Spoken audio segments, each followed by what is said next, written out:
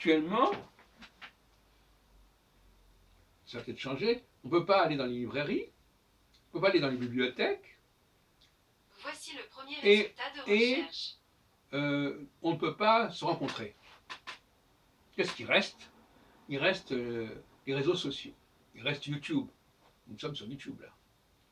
Par conséquent, le fait d'avoir parié sur YouTube, comme j'ai fait il y a pas mal d'années, est confirmé par la situation actuelle. Les gens n'ont d'autre choix que de s'informer, de s'instruire en passant par Internet. Et Internet ne souffre absolument pas de la situation de la pandémie. Au contraire.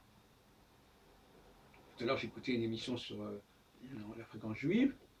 On nous disait que finalement, il y avait beaucoup plus d'auditeurs lorsque c'était en Zoom, comme ils disent, que lorsque c'était en présence. Allez savoir. Donc, Internet se joue des questions d'espace, des questions de contamination, et au fond, il profite de la dynamique du cinéma, tout simplement.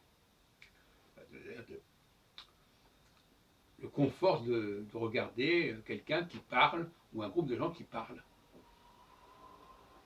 Donc, d'une certaine manière, l'affaire du coronavirus survient à un moment où l'humanité est parée pour ne pas, pour changer de logiciel, si on peut dire.